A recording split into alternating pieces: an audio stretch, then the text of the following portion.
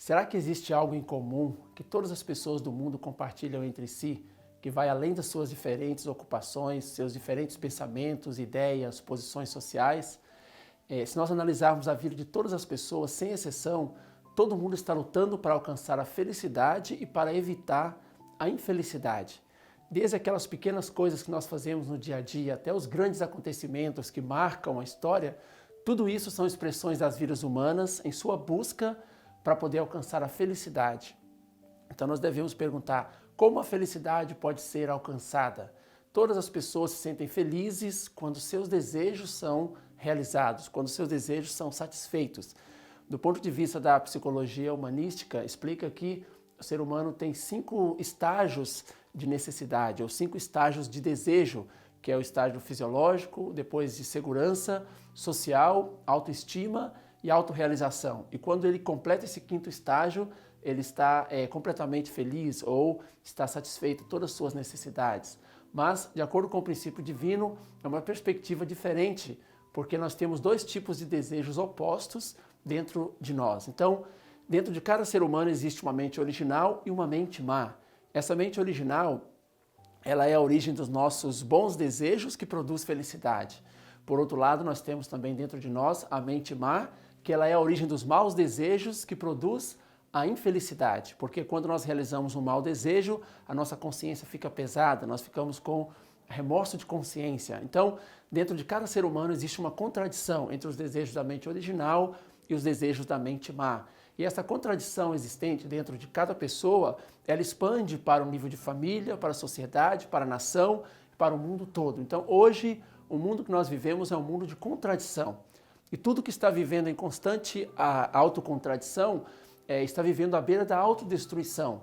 Então, como o apóstolo Paulo diz em Romanos 7, 21, 24, está escrito, né? Segundo o homem interior, tenho prazer na lei de Deus, mas eu vejo nos meus membros outra lei que batalha contra a lei do meu entendimento, que luta contra aquilo que eu quero, né? Então, o apóstolo Paulo percebeu em si mesmo essa contradição que assola a vida de todo ser humano e ele expressou dessa forma, né? Por um lado eu quero fazer a coisa certa, mas eu vejo outra força puxando para fazer a coisa errada, com desejos também errados. Então, essa contradição que existe no ser humano, que vai para a família, sociedade, nação, para o mundo todo, será que o ser humano sempre existiu assim, desde a sua criação, desde a sua origem? Será que o ser humano sempre existiu nesse estado de contradição, de autodestruição? Não. De acordo com o cristianismo, quando nós olhamos a Bíblia, nós podemos perceber que a queda do homem foi a origem desta contradição do ser humano.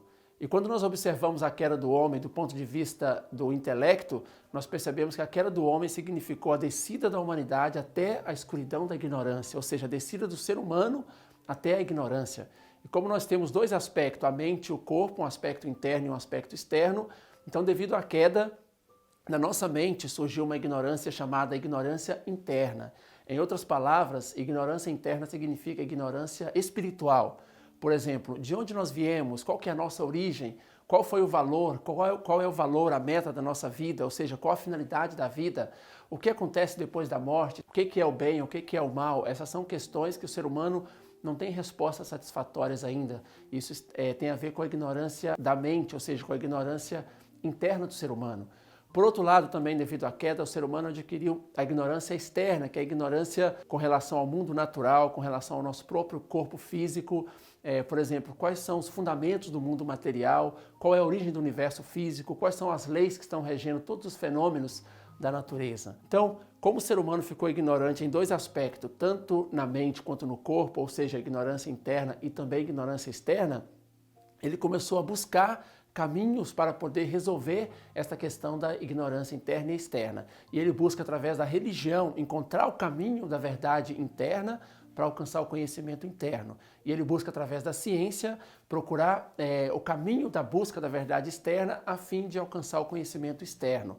Mas tem o problema que ciência e religião também estão conflitando entre si e elas acabam perdendo muita energia nessa luta, nesse conflito, né, entre religião e ciência, e acaba não ajudando efetivamente a vida do ser humano, ou seja, não eliminando a sua ignorância. Então, para que o ser humano possa conseguir alcançar o conhecimento interno, alcançar o conhecimento externo, ele deve necessariamente receber um novo conteúdo, deve receber uma nova verdade. Essa nova verdade deve ser capaz de unir a religião e a ciência, eliminar a ignorância interna e externa do ser humano, proporcionar um conhecimento interno e externo, e assim o ser humano poderá encontrar o caminho para que ele possa alcançar a meta da sua vida, que é a felicidade eterna.